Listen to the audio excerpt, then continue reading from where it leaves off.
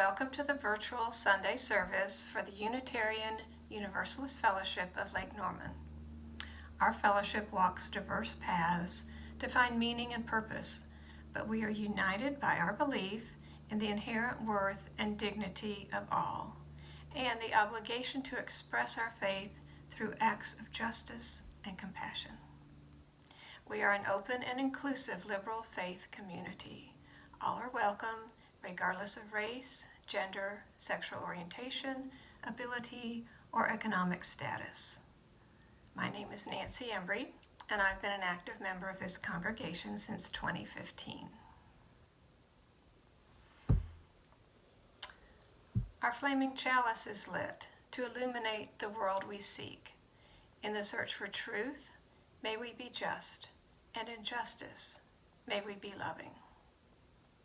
Today, our pastor, Reverend Pat Jobe, is with us and suggests various ways of looking at Valentine's Day. He starts with, what is love anyway? Then suggests some answers, such as, it's the hearts and flowers and chocolate holiday. Maybe all of them are chocolate holidays, but this one gets a little extra chocolate. It's the holiday where goofy expressions on the faces are supposed to accompany the request, be mine. But come on, isn't the whole thing a bit unreasonable? How long can over the moon last? And isn't love a much bigger, more complex life's work than just gaga romance? What are we talking about here? And now, Pat Jobe will tell us what we're talking about. Oh, the glory of true love is a wild and precious thing. Don't grow on old magnolias, or only blossom in the spring. Though the glory of true love, it will last your whole life through. Never will go out of fashion. Always does look good on you. You can climb the highest mountain, touch the moon and stars above, but old faith is just a fountain compared to the glory of true love. That's a little something from John Prine, and I hope you folks will get an opportunity to hear some more John Prine music as time goes by. I want to give a shout out to Connor Helling. Connor Helling drew a picture of Boo, my dog, and that generated a donation to our dog fence ministry, chainfreedogs.org. So if you want to be involved in this, email a photograph of your dog, cat, fish, rabbit, or Linda Heidenberg if you want to email her a picture of Dick. That'll be fine too. He's a fine looking man, and I'm sure they do a good job of drawing his picture. We're raising money through our RE program for our dog fence ministry. Valentine's Day is the hearts and flowers and chocolate holiday. Maybe all of them are chocolate holidays, but this one gets a little extra chocolate. It's the holiday where goofy expressions on our faces are supposed to accompany the request, be mine. But come on. Isn't the whole thing a bit unreasonable? How long can over the moon last? And isn't love a much bigger, more complex life's work than just gaga romance? What are we talking about here? In 1936, Max Bergen was 2 years old. 2 trips to the hospital did not diagnose appendicitis. A doctor at the local hospital said there was nothing to be done for the little tyke who was writhing in pain, and he was sent home to die. But a relative heard that a children's specialist was vacationing nearby. When the specialist examined little Max, he said, I need to operate immediately. Now, in 1936, stored blood was a rarity. So the doctor connected his mother's veins to Max's veins in order to provide him with a fresh blood supply during the surgery. It saved Max's life, but it created a strange uneasiness between Max and his mother. Max would say to his mama, "I love you." And she would say back to him, "I love all my children, Max." It was a little cold, a little distant, and Max finally had to deal with it many years later in psychotherapy. As an Army chaplain and later as a Baptist minister, Max never stopped talking about the importance of love and forgiveness. We have sometimes thought of love as a spontaneous emotion, an almost surprising something that swells up in the sight of someone we're fond of. There are videos online of soldiers returning from long deployments and surprising their children in classrooms or on playgrounds.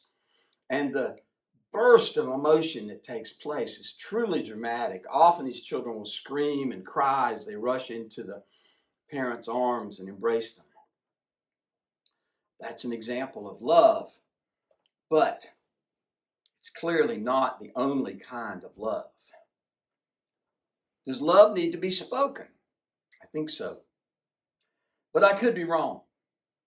There's a horrible old joke about a man who said he told his wife he loved her 50 years ago and nothing had changed. No need to belabor the point. Oh yes, let's belabor the point.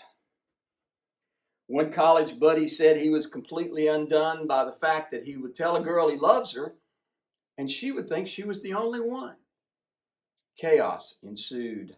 The Greeks had 6 words for love. Philia, or friendship, often a very deep, serious friendship. Ludus, a more of a playful friendship, the kind found in playgrounds, among children, or among strangers in bars and on dance floors. A playful love. Eros, the romantic love that drives us crazy and sometimes drives us off the highways of life. Pragma, the long-standing love that keeps couples together and sometimes overcomes the rifts that take place between parents and children. And finally, Philasia, love of self, which can be healthy in a confident, well-rounded person, or unhealthy in a narcissist who thinks everything is about him or her. And then there is agape, or what I've also heard pronounced agape. It is the love that the Apostle Paul wrote about in 1 Corinthians 13, the love that is over all. That is where he wrote about love never being angry, always patient, keeping no record of wrongs, hopes all things, believes all things. Agape may be the most alluring and least attained. It is so rare that the city of Louisville, Kentucky, erected a historical plaque at the point where Thomas Merton said he fell in love with everybody on the street. There's a historical marker that names the day and the event.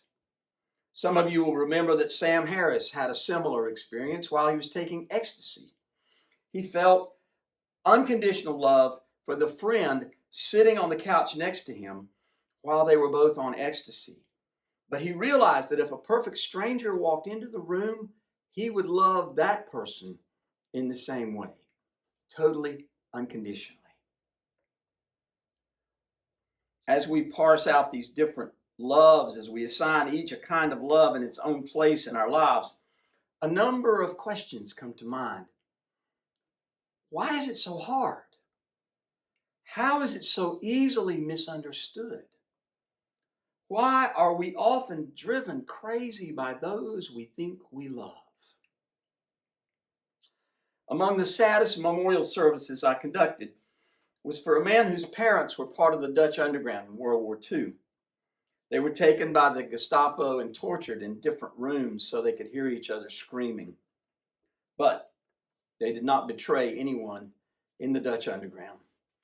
And when they returned home, the father in the couple told his 14-year-old son, "Never tell anybody anything. The young boy was scared and scarred deeply. He grew into a man who was almost always silent, except when he needed to speak for work or other specific needs. As he lay dying in a hospital room, his 2 adult children were by his bed. His sister was there too. She said, "Brahm, you've never told these children that you love them. They're both over 50 years old now.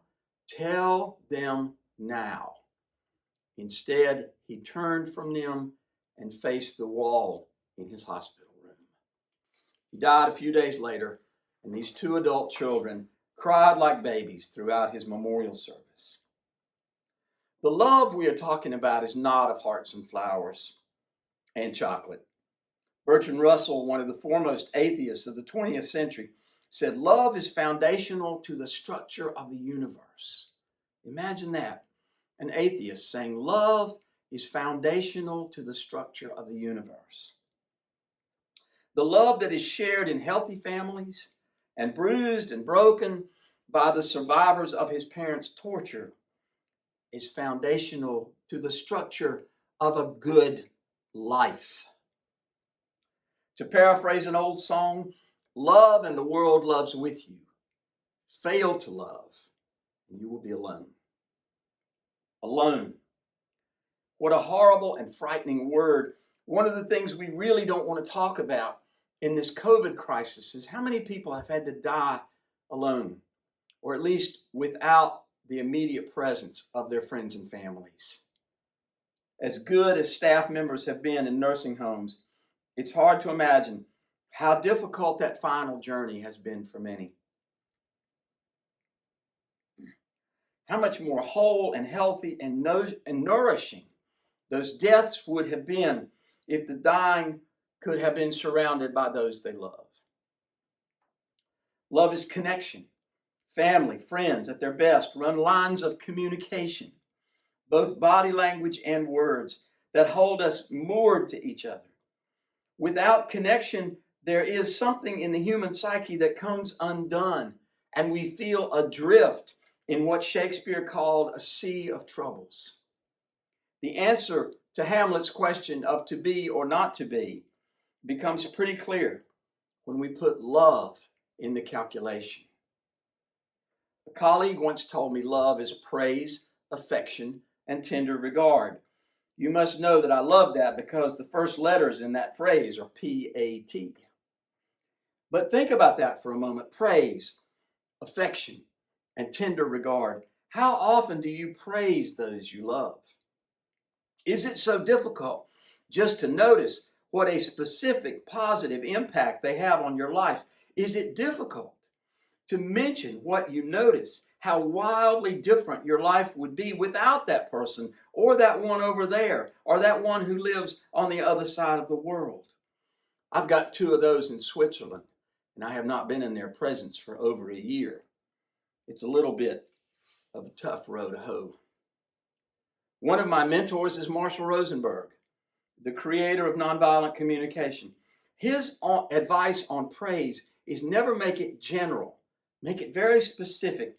Instead of saying you did a good job mowing the lawn, Marshall might say, I feel great about the way the lawn looks after you mowed it. You didn't miss any spots, and you even got a few sticks out of your path, and you're not overcharging me. All that makes me feel respected and taken care of. It's a little more work. I'll grant it's a little more work, but being specific aids communication and makes your praise more impactful.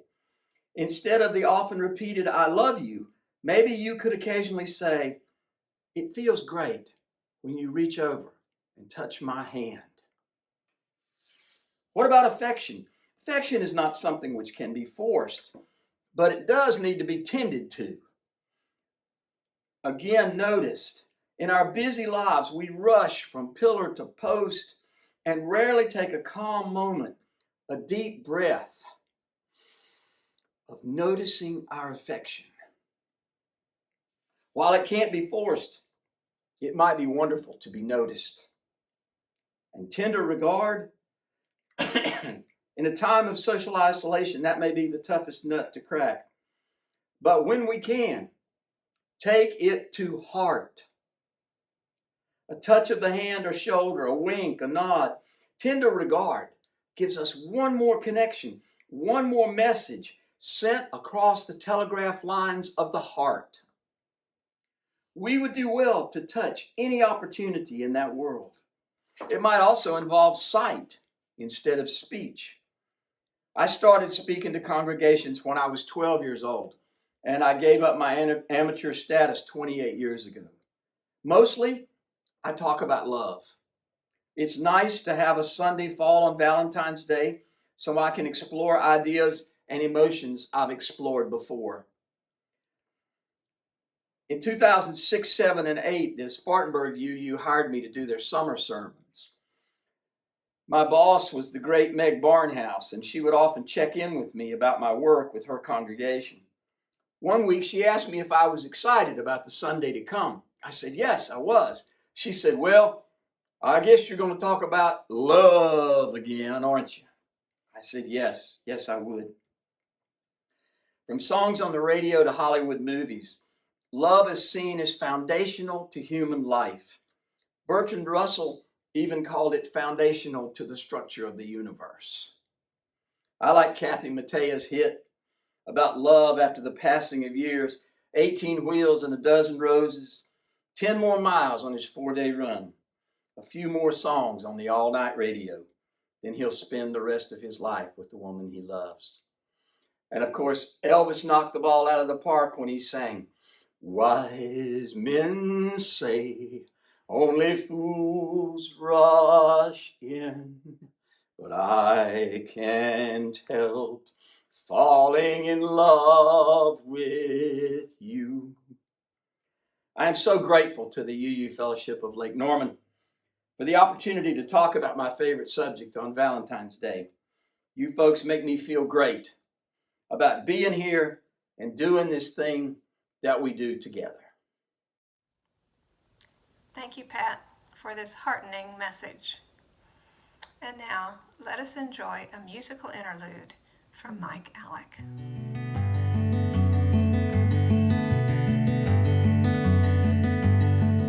Happy Valentine's Day, everybody. This is called Only a Fool Turns Their Back on Love.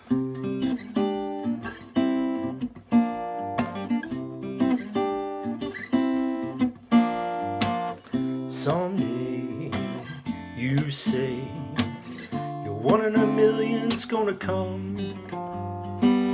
You think you're in it, but you can't win it. You're gonna turn around and run. Well, one day you'll see when the well goes dry. Won't be a mystery. Only a fool turns their back on love.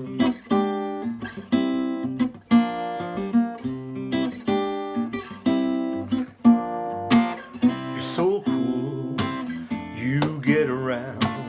There's not a soul who'll ever let you down. You're such a slinger, you snap your finger, everyone hits the ground. Well, someday you'll see when you're crying to the waves at the endless sea.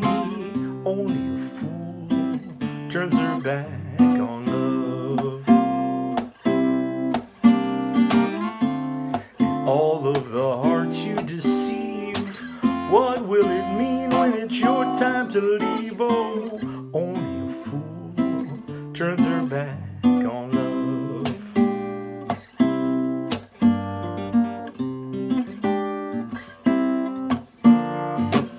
True hearts, they stick together. Long winter nights, they brave any weather. Only love can make it better. See that rainbow in the sun. Well, someday you'll see. Open your heart and you'll set it free. Only a fool turns her back on love. And all of the trophies on your shelf, why don't you give them So only a fool turns her back. Only a fool turns her back. Only a fool turns her back on love. La la la la la la la la la.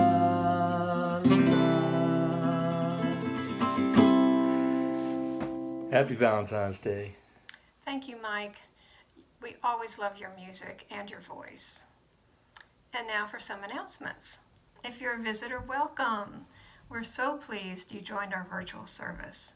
If you like what you've heard so far and are wondering how to stay connected or get involved with our congregation, please reach out to our membership chair, Linda. Her email address can be found at the bottom of the screen. We also have an active program for children that has reached amazing heights of invention during this pandemic. Visitors, we encourage you to contact us and learn about the liberal, open faith curriculum that encompasses values, character, justice, and more. Our teacher, Autumn, has tailored this for children of all ages. Just getting to know Autumn is an inspiration in itself. And members, staying connected with each other during these challenging times is still important for our well-being. We encourage you to continue reaching out to one another whenever possible. Contacting other members by phone or email can really make a difference during these days of necessary separation, and it certainly enriches the connections we have already fostered. Members, please note the announcements in our weekly newsletter that comes to you by email, and a special thanks to Regina for producing this newsletter every week. And now, let us go forth and live our lives with integrity.